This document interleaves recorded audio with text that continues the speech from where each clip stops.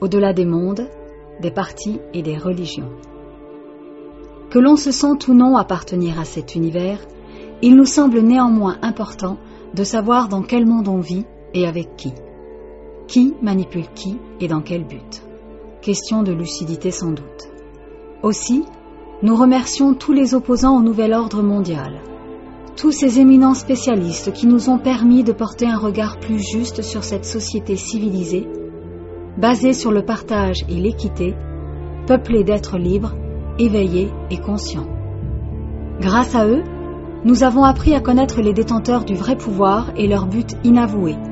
Nous avons découvert l'existence des Illuminati et leurs sombres desseins.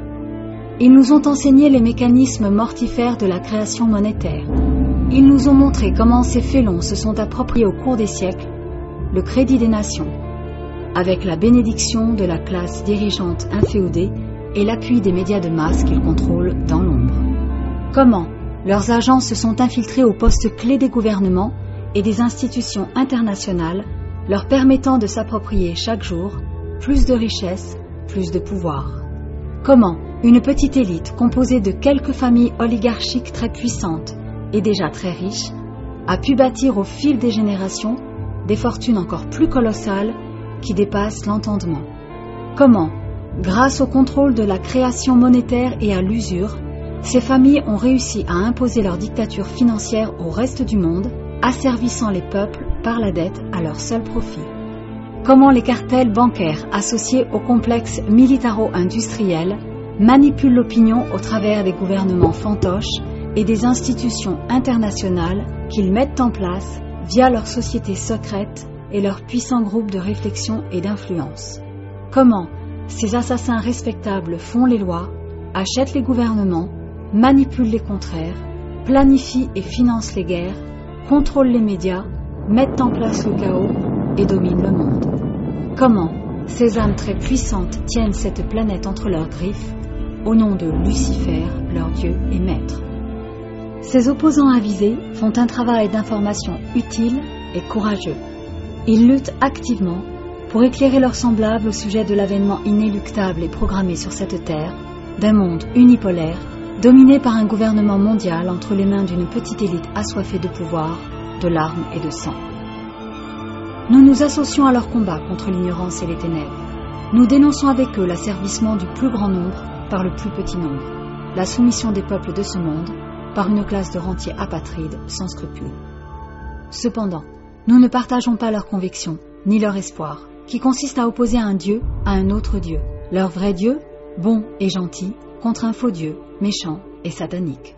Tous deux des dieux de pacotille, qui ne sont en vérité que les deux faces d'une même pièce. Leurs valeurs sont en bien des points identiques à celles de ceux qu'ils combattent. Ce sont simplement des valeurs inversées, pile contre face, face contre pile. Quelle est la plus juste? Quelle est la plus vraie? Ils appartiennent les uns et les autres au même monde.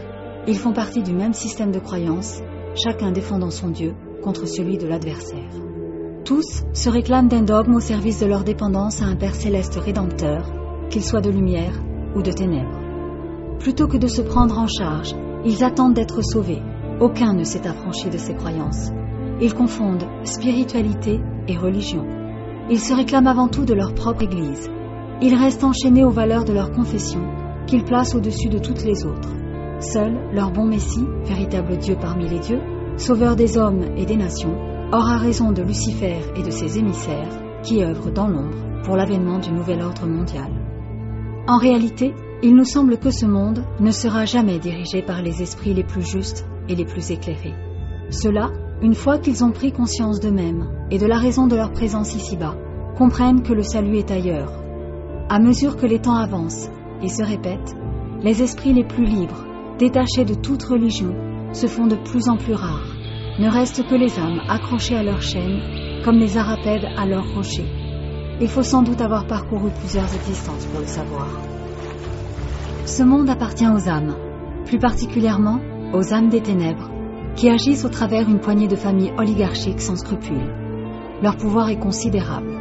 Elles tirent leur puissance de l'argent et de l'ignorance des peuples, à qui elles l'ont extorqué par la ruse et la félonie, avec la bénédiction des gouvernements à la solde. Ces âmes se combattent entre elles pour le pouvoir et le contrôle des peuples, dans un monde dominé par le mensonge. La plupart choisissent délibérément de rester aveugles et ignorants. C'est bien plus confortable. À croire que la lumière est plus terrifiante que les ténèbres. Elle nous oblige à être nous-mêmes. C'est le propre de ce temps, la loi de cet âge. C'est le lieu de l'éternel recommencement. C'est pourquoi il ne faut pas s'y attarder. Comprendre ce qu'on fait là et partir. Comprendre le jeu et sortir de la matrice pour ne plus y revenir. Voilà ce qui importe. Ce monde, quel que soit le régime en place, est une catastrophe. C'est un monde de dupes, un monde de cons, peuplé d'une poignée de vermines malfaisantes qui manipulent des milliards d'endormis à leur seul profit. Il faut comprendre qu'il est vain de tenter de le changer. Nos seules armes, l'éveil et la lucidité. La solution est en nous-mêmes, nulle part ailleurs. En attendant, portez-vous bien et haut les verts.